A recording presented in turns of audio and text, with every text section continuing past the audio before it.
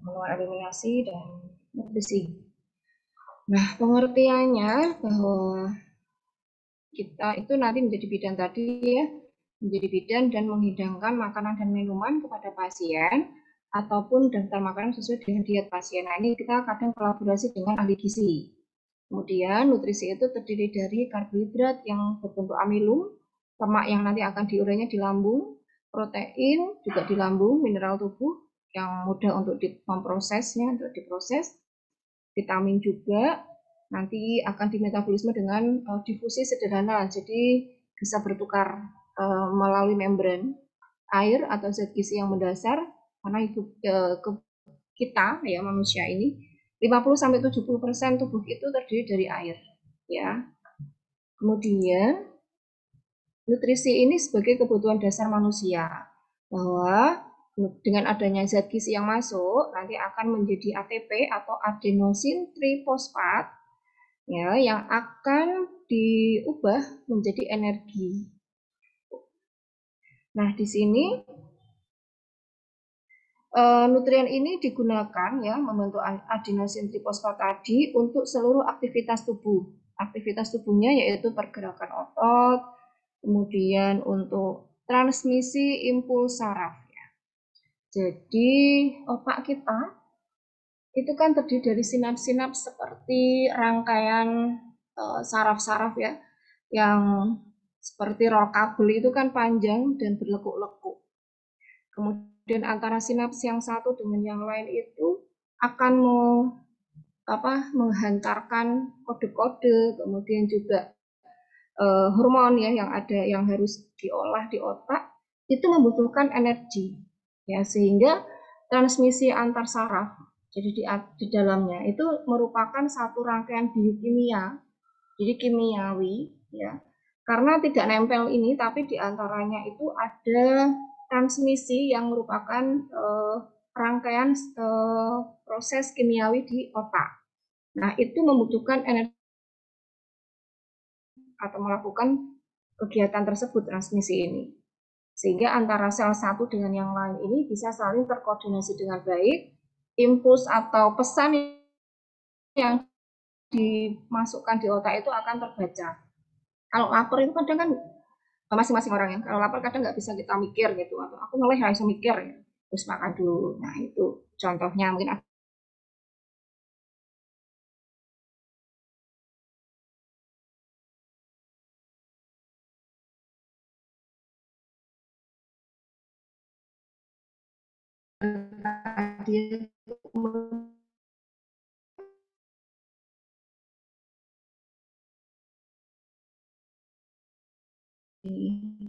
dia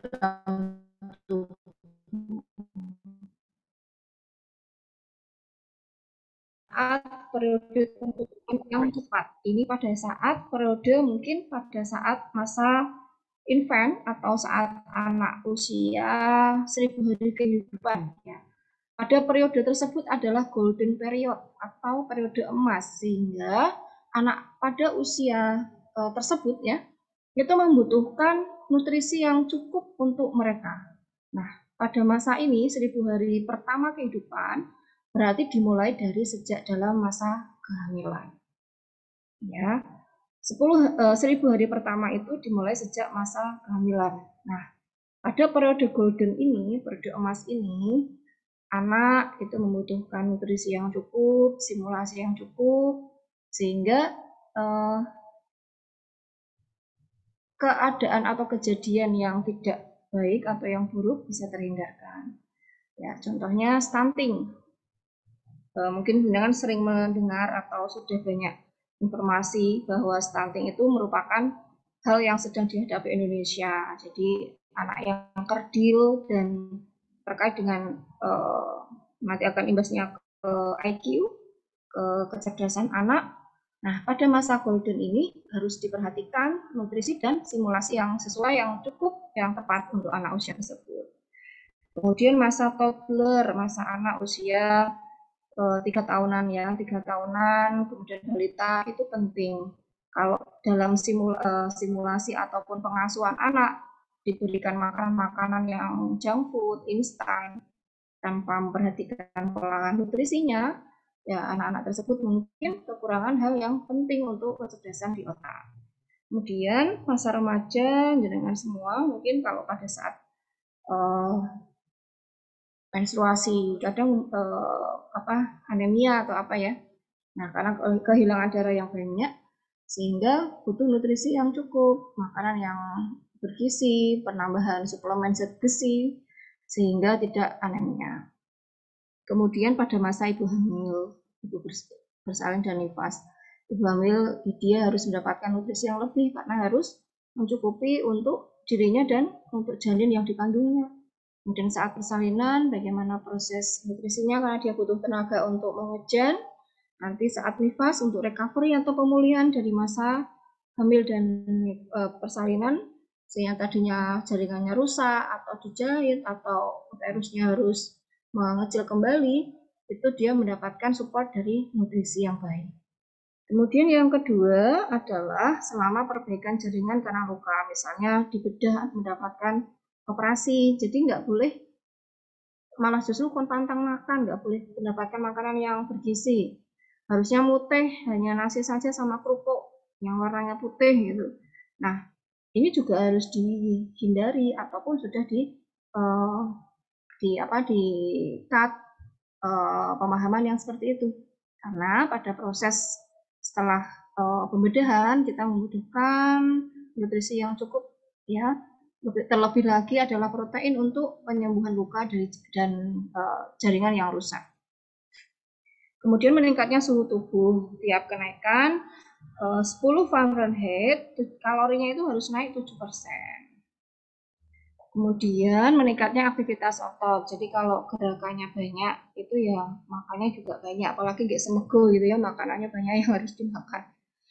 Kemudian jenis kelamin, laki-laki mungkin banyak, tapi nggak jarang juga wanita itu banyak makan. Gitu. Kemudian jenis berat badan, terjadinya infeksi, ya berat badan infeksi karena untuk membuat zat yang fagosit atau yang memakan sel yang lain untuk imunitas. Kemudian stres biasanya meningkatkan hormon tiroid ya, sehingga mensupport dari metabolisme. Kadang kalau stres banyak makan, ya stres saya jajan gitu, ya diajak ya, saya kadang kalau misalnya Mas ini sambil mikir sambil makan. Kehilangan cairan, mungkin diare, dehidrasi, sehingga butuh suplai untuk makanan yang lebih banyak. Kemudian penyakit kronis yang mempengaruhi fisiologi dari nutrisi, contohnya penyakit diabetes, berarti harus terkait dengan makanan yang tepat, kanker, hipertiroid, mungkin penyakit ginjal yang dibutuhkan itu nutrisi yang seperti apa, mungkin juga masalah pernafasan. Ya. Jadi harus diseimbangkan, misalnya tensinya tinggi, juga harus makan yang sesuai dengan keadaan orang tersebut. Kemudian faktor yang mempengaruhi penurunan kebutuhan nutrisi adalah laju pertumbuhan, penurunan angka metabolisme dasar, hipotermi, hipotiroid, jenis kelamin, gaya hidup, bed rest, kehilangan berat badan, pengaturan konsumsi makanan, dan jumlah makanan. Kemudian orang yang mendapatkan kebutuhan nutrisi itu tergantung dari pengetahuan dia. Jadi orang yang pengetahuannya mungkin berbeda, kalau orang yang rendah di pengetahuan tentang nutrisi mungkin mendapatkan makanan yang bergizi, manfaatnya juga kurang informasi dibandingkan orang yang pengetahuannya lebih tinggi tentang informasi nutrisi. Prasangka mungkin prasangka buruk terhadap makanan tertentu yang sebenarnya bernilai tinggi, misalnya dalam satu hal, misalnya jengkol. Jengkol itu nutrisinya rendah, padahal mungkin kalau yang sudah menilai atau mendapat penelitian, jengkol itu tinggi loh nutrisinya. Ya itu. Kalau saya nggak tahu, saya belum pernah mungkin makanan yang lain, buah-buahan yang sekiranya nggak suka atau ini, itu nutrisinya sedikit, nggak usah dimakan atau malah banyak racunnya. Contoh. Mohon izin sebentar ya. Terima kasih. Selanjutnya kebiasaan. Jadi kebiasaan itu juga mempengaruhi. Kalau biasaannya sukanya makanan yang instan, mie instan itu enak sekali memang ya. Kadang kita nggak nggak menipu, bahwa kadang kita juga termakan iklan yang enak sekali gitu, kayaknya makan mie instan yang pedas gitu ya. Jadi nutrisinya seperti apa, apakah sesuai dengan kita atau enggak. Kemudian kesukaan, mungkin saya suka makanan yang ringan, berarti kurang cairan. Nah, itu kesukaan masing-masing. Tapi yang harus kita penuhi adalah makanan sesuai dengan isi piringku. Kalau pada saat isi piringku nanti dengan bisa googling ya, isi piringku itu apa sih yang paling banyak? Apakah lemaknya, apakah karbohidratnya, atau nutrisi yang lain. Ekonomi ya, mau makan aja susah gitu ya, dengan status ekonomi yang mungkin misalnya untuk sego, untuk beras, wes alhamdulillah kok harus memenuhi ada lauk pauk dan lain-lain. Itu juga mempengaruhi.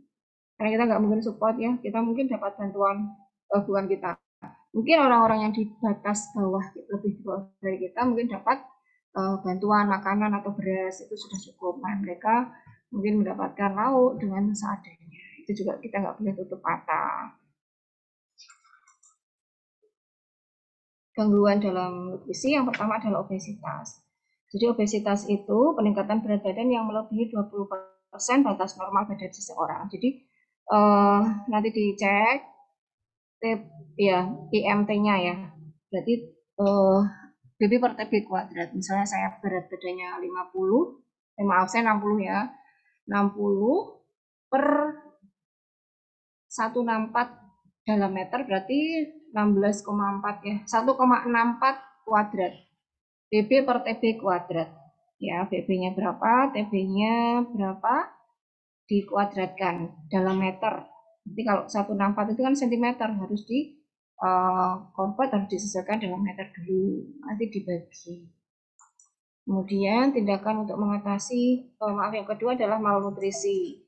Jadi malnutrisi itu masalah yang berhubungan dengan kebutuhan pada tingkat seluler. Jadi misalnya bayi atau balita dengan BGM, bawah garis merah. Jadi setiap bulan dilakukan posyandu. Kalau BB per umur, berat badan per umur itu juga ada di grafik di buku KIA. Berat badan pada anak usia 1 tahun seharusnya misalnya 12. Ternyata bayinya hanya 6 kilo.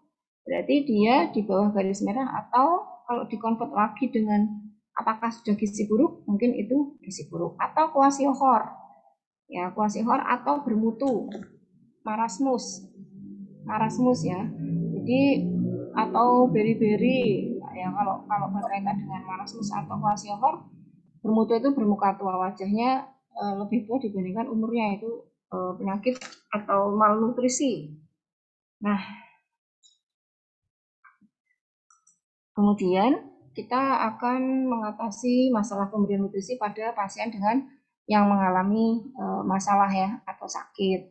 Nah, ini pada pasien yang dapat makan sendiri, yang kita siapkan alat. Kita hanya menyediakan makanan, boleh orang tersebut makan sendiri. Dikasihkan, kemudian dicek apakah sudah dimakan atau belum. Kemudian yang selanjutnya adalah menolong memberikan makanan yang pasiennya nggak bisa makan sendiri. Contohnya kita menggunakan NGT atau pipa penduga. Jadi yang bisa jenengan praktekkan adalah yang pasien ini nggak bisa makan sendiri, yaitu dengan memberikan selang di hidung, ya, dengan hidung sampai ke lambung. Pipa penduga ya, nasogastro tube ya. Di sini pasiennya nggak bisa makan sendiri, harus dilakukan pemasangan dengan pipa penduga ini, atau namanya sonde lambung atau makslang. Kalau pasien yang bisa makan sendiri, kita siapkan alat, misalnya peralatan makan, piring, sendok, garpu, makanannya, kemudian persiapan pasiennya, yang harus diberikan penjelasan apa, kemudian lingkungannya, misalnya pasien bisa duduk, ya bantu pasien untuk duduk. Kemudian berikan serbet di atas, di bawah dagu supaya nggak kemana-mana, hidangkan makanan, minuman dengan pasien, dan ingatkan untuk cuci tangan dan berdoa. Supaya ya cuci tangan ya, menghindari dari infeksi kuman, kemudian berdoa semoga makanan yang diberikan, makanan yang dimakan, yang dikonsumsi menjadi makanan yang menyehatkan, berkah ya, bisa untuk pengobatan ya, untuk obat dia dan sehat walafiat, sehat dan bisa bekerja ataupun beribadah. Kemudian ini sesuai dengan kepercayaannya. Kemudian untuk pasien yang berbaring, miringkan tubuhnya, jangan sambil terbaring ini, karena posisi tubuh itu kalau supin itu kan lurus ya. Nah, pasiennya di setengah dimiringkan, jadi gini, atau kalau bisa duduk setengah duduk tadi. Bentangkan serbet di bawah dagu, kemudian saat pasien itu makan, bantu untuk memotong lauk pauknya. Jangan lupa dipeke, ditinggal lu aja utuh, wong pasiennya nggak bisa makan. Nggak bisa seperti kita yang dalam waktu yang cepat itu harus bisa makan. Nah, bantu untuk potong lauk pauknya mungkin, atau bantu juga untuk cuci tangan, untuk berdoa. Kemudian untuk pasien yang tidak dapat makan sendiri, bisa diberikan secara oral maupun pipa penduga. Jadi kalau dengan orang yang nggak bisa makan sendiri, ya kita bantu untuk menyuapi makanan tersebut sedikit demi sedikit. Yang saya suapkan ya Pak atau Bu atau anak-anak misalnya, dibantu, kemudian catat responnya, bersihkan mulut, anjurkan untuk duduk dulu. Kalau nggak bisa makan sendiri kan anjurkan untuk duduk supaya makanan itu masuk ke lambung sehingga nggak mutah lagi keluar. Kalau yang dengan pipa penduga ini tujuannya untuk memasukkan suplemen cairan yang cair ya, untuk makanan yang cair ke lambung langsung. Ini yang tidak dapat menelan cairan. Jadi misalnya bubur atau susu yang melewat penduga, lewat selang atau mak selang. Nanti akan menyenangkan besok bisa presentasi dan bisa untuk pemasangan nasogastric tube ya. Nasogastric tube NGT itu untuk pemberian makanan atau nutrisi. Bisa dipraktekkan supaya bisa untuk walaupun ini kompetensi dasar ya yang harus dikuasai gitu ya.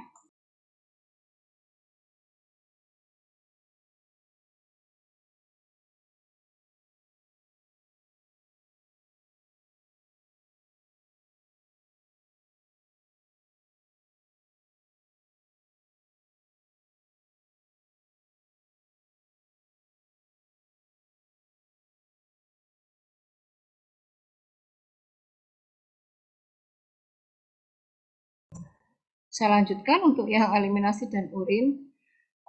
Jadi eliminasi itu proses pembuangan sisa makanan ya, sisa metabolisme tubuh, baik berupa urin maupun alfi. Alfi itu apa? Jenengannya apa ya alfi? Ada yang satu kelas namanya alfi. Jadi pembuangan sisa metabolisme tubuh, kalau di medis alfi itu adalah buang air besar. Ya, jadi metabolisme tubuh ini bisa dikeluarkan lewat urin maupun lewat buang air besar ya, atau feses ya. Kemudian kebutuhan eliminasi terdiri dari dua, yaitu eliminasi urin dan eliminasi alfi. Ya, itu keluaran sisa metabolisme. Kalau eliminasi berarti pola eliminasi itu berarti berkaitan dengan BAK dan BAB, ya. Kemudian karena di sini komposisi urin itu 96% itu air. Ada yang komposisinya selain air, urinnya masih cair ya semuanya ya. Nah, larutannya 4% yang organik dan anorganik. Jadi mungkin ada kristal di dalam urin ataupun ada kalau misalnya kita makan hal yang menyengat, keluarnya juga menyengat kan ya. Kemudian di dalam urin itu banyak terkandung zat-zat yang ada dari dalam tubuh. Makanya kalau saat laboratorium itu bisa dari pipis ya, dari urin ataupun dari darah. Ya, jadi karena ada larutannya dari organik dan anorganik. Nah, kalau misalnya hormon juga masuk di sini sehingga kalau kita mau ngecek orang itu hamil atau enggak, salah satu yang bisa dilakukan adalah pemeriksaan dengan urin, yaitu untuk mengetahui kadar titer HCG. Jadi di urin itu berarti ada hormon juga yang keluar karena kita tes dengan PP testnya. Ini kalau ini 3 bulan nggak menstruasi dicek gitu. Misalnya ada temennya kok apa yang dicek pipisnya, karena di situ ternyata Semua sisa dari metabolisme tubuh itu keluar lewat urin ataupun feses. Ya, dari urin ada hormon namanya hormon HCG atau human chorionic gonadotropin. Di situ sebagai penanda bahwa ada ibu yang hamil, bahwa dia itu ada HCG-nya. Karena yang punya HCG hanya orang yang hamil. Ya. Ataupun abortus bisa kalau sudah misalnya abortus kemudian dicek apakah ini masih ada HCG-nya, ternyata masih ada. Ya, jadi korionnya, hormon dari korion. Kemudian faktor yang mempengaruhi eliminasi urin yaitu diet atau asupan. Jadi makanan yang masuk, kemudian urinnya dibentuk misalnya kopi. Ya saya misalnya senang minum kopi, keluarnya mungkin baunya seperti kopi juga. Atau senang makan ya tadi pete ya. Keluarnya urinnya kadang baunya pete. Nah, itu contohnya. Kemudian respon keinginan awal untuk berkemih. Ya, jadi respon keinginan untuk berkemih ini menyebabkan urin banyak di VU atau vesika urinaria. Jadi ada kandung kemih di kandung kemih, urinnya tertampung di situ sehingga ada keinginan kalau sudah mulai banyak harus dikeluarkan. Rasanya pengen pipis itu terasa atau nggak sadar? Sadar kan ya? Aku pengen pipis gitu kan? Apalagi ini ibu izin ke kamar mandi, berarti kan ada rangsangan untuk pipis. Gitu. Ya, semoga semoga memang rangsangannya ke situ. Kemudian jumlahnya tergantung yang ada di vesika urinaria. Kalau sudah banyak, langsung keluar itu rasanya lega sekali karena di situ ada saraf ya, saraf yang merangsang atau yang bisa menahan, ada klepnya sehingga kita nggak ngompol karena di situ ada sphinkternya yang menjaga iki urung tekan kamar mandi ojo pipis bisa lari wah cepet mulai antri wah ini klemnya sangat kuat sekali. Nah, kalau nggak bisa ya sudah keluar gitu ya, ngompol akhirnya. Itu contohnya. Kemudian gaya hidup. Jadi pemenuhan nutrisi juga mempengaruhi. Kemudian fasilitas toilet juga, stres psikologis ini meningkatkan. Coba kalau besoknya mau ujian, langsung ketemu dosen gitu. Semalam nggak bisa tidur, pipis terus. Nah, itu salah satu contoh yang meningkatkan frekuensi saat PLK. Ya, kemudian tingkat aktivitas, jadi kemampuan otot juga dipengaruhi. Kalau hilangnya tonus otot VU juga dapat menyebabkan VU-nya ini yang ada sphincter tadi yang sudah saya sampaikan. Tingkat perkembangan, jadi kalau anak-anak mungkin belum bisa menggunakan sphincternya dengan baik, mungkin terjadi ngompol. Kalau sampai SMA ngompol berarti ada masalah ya di sphincternya ya. Nah, ada nggak yang sampai sekarang masih ngompol? Ya, karena ada kelainan sampai wanita ya nggak bisa mengontrol di VU-nya sampai usia dewasa sampai SMA itu ngompol gitu. Nah, orang besok ya macam-macam ya nekos dan namanya. Jadi ada yang dicokot ke sama kumbang atau apa lebaran dan lain-lain. Kemudian untuk kondisi penyakit mungkin yang bisa menimbulkan atau mempengaruhi eliminasi, contohnya diabetes mellitus itu kan banyak makan, banyak minum, ya. Jadi polifagi, polidipsi, jadi banyak makan, banyak ngemil, kemudian banyak pipis juga, banyak minum ya. Kemudian kebiasaan seseorang, jadi kebiasaan di toilet mungkin saat berkemih kon harus di spot nggak bisa, tetap ngeyel mau ke kamar mandi contohnya, itu kebiasaan. Tonus otot, kekuatan otot di abdomen, kemudian di kandung kemih dan di panggul. Ini mempengaruhi supaya terjadi pengontrolan keluarnya urin. Pembedahan mungkin dilakukan ini ya, pembedahan itu menurunkan efek pada filtrasi glomerulus di ginjal. Kemudian pengobatan mungkin kalau misalnya dampaknya dari obat tersebut tipis terus. Contohnya pada orang yang hipertensi dikasih obat untuk menurunkan tensi. Biasanya diberikan obat yang efek sampingnya adalah orangnya pipis terus, sering pipis. Kemudian pemeriksaan untuk diagnosis juga mempengaruhi. Gangguan, contoh retensi urin. Retensi urin itu apa? Retensi urin itu adalah penumpukan urin di kandung kemih sehingga tertahan di kandung kemih dan ketidaksanggupan kandung kemih untuk mengosongkan dirinya. Jadi tertahan di kandung kemih urinnya. Nah, itu namanya retensio urin. Oke. Nah, di sini menyebabkan pelebaran pada kandung kemih atau distensi. Normalnya urin itu berada di kandung kemih sekitar 250 sampai 450 ml. Kalau distensi atau retensi urin mungkin sampai 3.000 sampai 4.000 cc. Berarti banyak banget ya bisa dikeluarkan. Contohnya ya, contoh orang yang mengalami retensi urin itu di daerah pubis. Tahu di pubis ya, sudah kita pelajari. Di daerah pubis itu nggak nyaman karena tertampung urin yang sangat banyak. Kemudian kandung kemihnya menonjol karena urinnya banyak. Kalau dicek di apa, di atas sintesis itu penuh dan menonjol gitu karena distensi atau semakin lebar karena isinya air kemih. Kemudian ibunya pasiennya itu nggak bisa pipis sendiri, ya itu ketidakmampuan dia, ketidakseimbangan urin yang dikeluarkan dengan yang masuk, banyak minum tapi nggak bisa keluar. Nah, ini penyebabnya mungkin karena struktur dari uretranya, atau trauma di sumsum tulang belakang, atau pembesaran kelenjar prostat, dan mungkin operasi di bawah pelvik. Contoh, mungkin pada saat nifas, ibu yang sedang melahirkan itu kadang nggak bisa pipis langsung dalam waktu misalnya 1 hari, 2 hari gitu, sehingga tertampung di vesika urinaria. Yang kedua adalah inkontinensia urin. Nah, kalau ini ketidaksanggupan sementara atau permanen dari sphincter pada kandung kemih untuk mengontrol keluarnya urin sehingga geser. Ya, ini kebalikan dari retensio urin.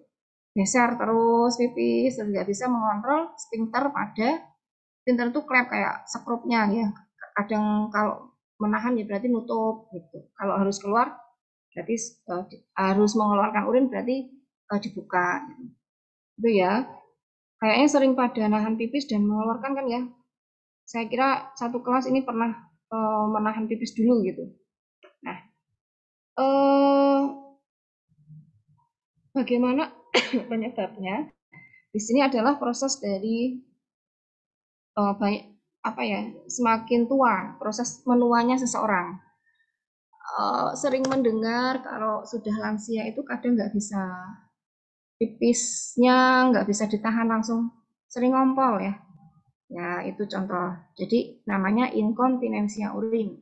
Dengan proses penuaan, sphincternya sudah dol ya, ataupun sudah nggak berfungsi dengan baik, maka seringnya lansia itu sering BAK-nya nggak terasa ngompol. Gitu.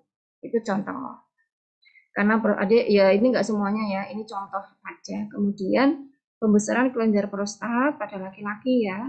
Kemudian spasme kandung kemihnya kaku atau spasme atau kayak kram sehingga nggak bisa elastis, nggak bisa mengontrol sphincter sphincter pada uretra. Nah, karena anus itu juga punya sphincter. Jadi kalau misalnya feses atau ya kalau mau BAB itu kan jenengan bisa menahan ya. Nah, bisa menahan nanti belum sampai ke WC, ditahan dulu. Ya, itu berarti ada sphincter yang menahan feses untuk keluar. Kan nggak mungkin langsung dikeluarkan saat itu juga ya. Nanti baunya kemana-mana dan nggak ini. Nunggu sampai golek WC gitu kan. Sampai berkeringat yang sangat banyak sampai patas-patas biasanya. Nah, itu contoh-contoh sphincter yang ada pada organ kita. Nah, kemudian ini menurunnya kesadaran. Orang yang nggak sadar itu kadang pipisnya langsung keluar aja. Karena sudah nggak bisa menahan dan mengontrol dirinya. Sudah lost, sudah nggak sadar, semaput. Kemudian menggunakan obat-obatan narkotika juga sama. Kemudian yang ketiga adalah enuresis. Ini sering terjadi pada anak-anak. Jadi enuresis itu ngompol, ya, umumnya terjadi pada malam hari sehingga dinamakan nocturnal enuresis. Jadi ngompol pada anak-anak. Ya. Nocturnal itu malam. Jadi nocturnal enuresis biasanya ngompol yang terjadi pada malam hari. Lebih dari Ya, bayi itu kan lebih dari 1 kali ngompol pada malam hari ya. Kemudian kenapa penyebabnya? Kapasitas kandung kemihnya lebih besar dari normal. Kemudian anak-anak yang tidurnya ngorok ya, juga mungkin sering berkemihnya terlambat sampai ke kamar mandi, sehingga belum sampai kamar mandi ternyata pipis duluan. Emosional mungkin yang tidak menyenangkan di rumah, atau orang tua yang tidak melatih toilet training pada anak ya, sehingga anak tersebut mungkin terjadi enuresis. Itu tindakannya, perubahannya ya, perubahan pada eliminasi urin ini frekuensi mungkin normalnya dalam 1 hari kalau banyak makan berarti banyak minum, berarti keluarnya juga harusnya banyak ya. Kemudian mungkin terjadi sistisis atau infeksi pada saluran kemih karena seringnya PAK, sehingga menyebabkan infeksi pada saluran kemih itu juga mungkin. Urgensi atau kepentingan ya, perasaan seseorang untuk berkemih ini kadang juga orang itu tergesa-gesa ke toilet. Disuri itu sakit saat PAK, kemudian poliuri itu sering pipis, dan urinary supresi atau berhenti mendadak, produksi urinnya langsung berhenti ya. Sehingga secara normal ginjal itu akan memproduksi urin itu dengan kecepatannya antara 60 sampai 120 ml. Jadi berkaitan dengan organ di ginjal.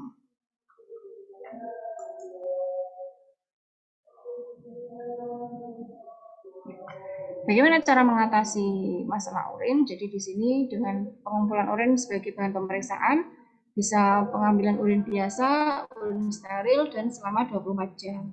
Kemudian persiapan alat dan bahan ini penampung beserta tutup dan etiket khusus. Ya. Kalau urin biasa itu ya biasa pada saat buang air kecil ya. Biasanya untuk kadar gula dalam urin, pemeriksaan kehamilan. Jadi ini pakainya urin biasa. Kalau urin yang steril, ini menggunakan alat yang steril ya, dilakukan dengan kateterisasi. Ya, kateterisasi berarti dengan menggunakan alat namanya kateter. Kemarin sudah pernah atau belum? Saat KDM? Belum. Oke, besok mungkin ya. Jadi kateterisasi, kemudian pengambilan urin selama 24 jam. Ini untuk mengetahui jumlah urin dalam 24 jam itu berapa. Ya. Sehingga ya, persiapan alatnya bisa dengan botol penampung, jadi pipis di tempatnya di botolnya, dan ditulis ya etiket jangan lupa. Ya, ini ada kateterisasi, jadi dimasukkan alat namanya kateter, seperti plastik bahannya ya, sehingga kalau pernah menjenguk orang di rumah sakit yang pipisnya itu ditampung di plastik, ya seperti itu namanya kateter ya.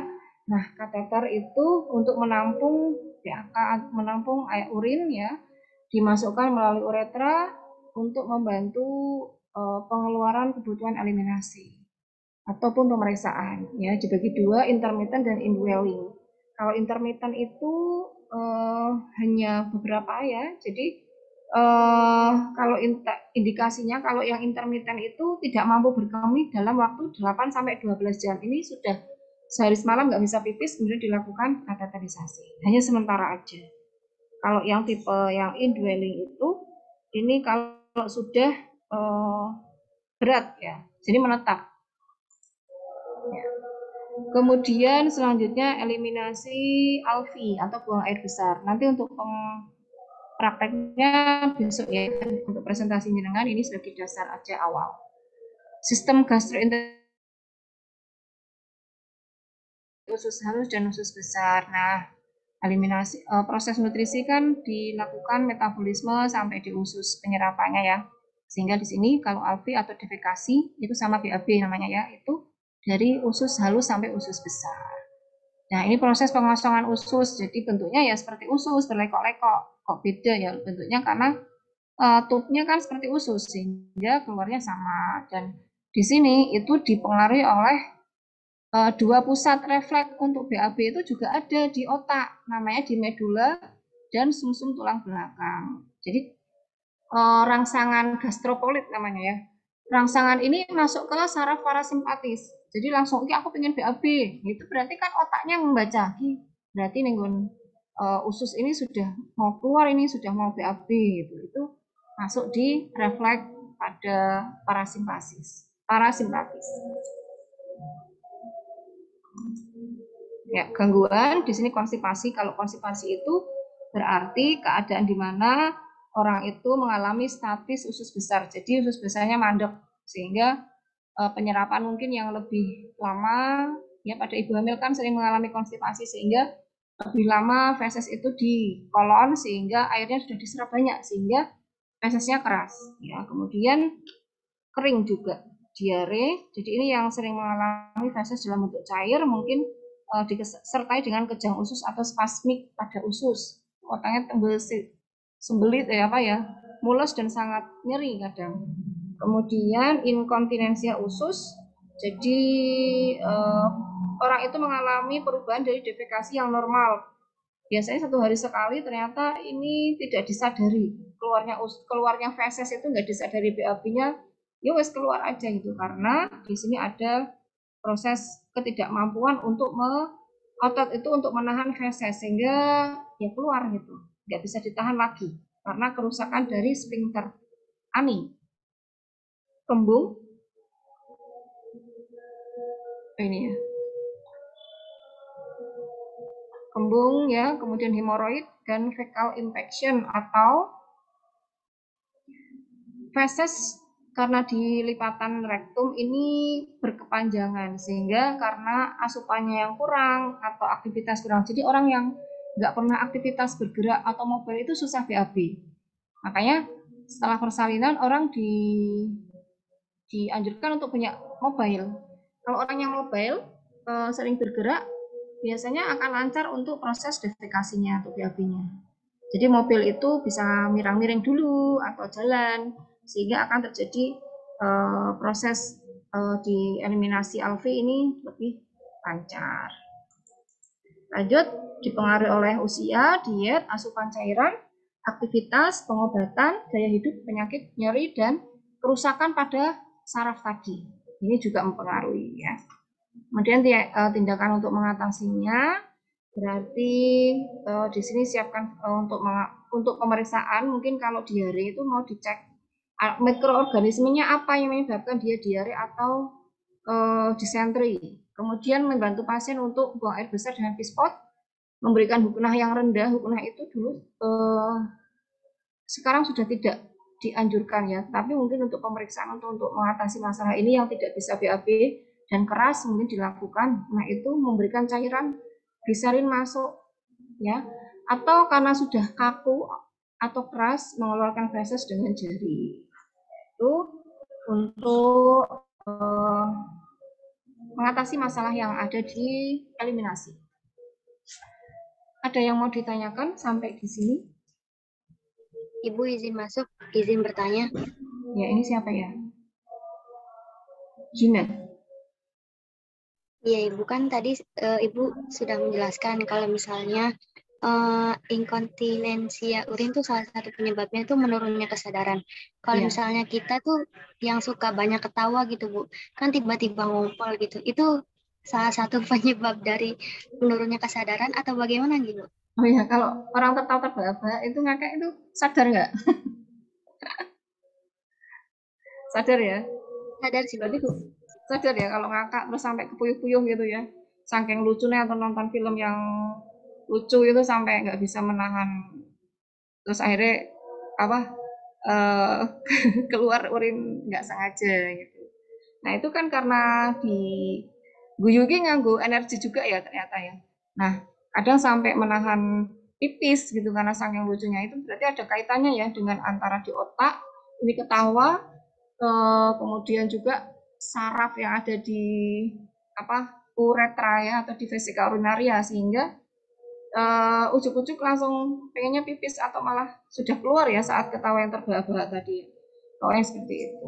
Jadi bukan karena ya karena pengaruh dari sarafnya. Pengaruh saraf juga yang menimbulkan di sphincter kita nggak bisa menahan gitu, nggak bisa menahan sphincter itu untuk ngeklem urinnya sehingga langsung mungkin kecirit ya atau sedikit kemudian baru kerosot kemudian sadar dan bisa kamar mandi atau ya mungkin seperti itu ya rasanya kan pinginnya BAK kalau misalnya ngekek gitu ya kalau tertawa yang sangat lucu atau ya itu makanya biasanya kalau di apa di bioskop itu setelah nonton film ini kan langsung kamar mandinya antrinya sangat banyak ya karena mungkin ya menahan berapa lama. Kemudian juga karena situasi atau dingin juga bisa ya cuaca di tempat yang dingin, terlalu dingin atau terlalu panas juga merangsang untuk BAK.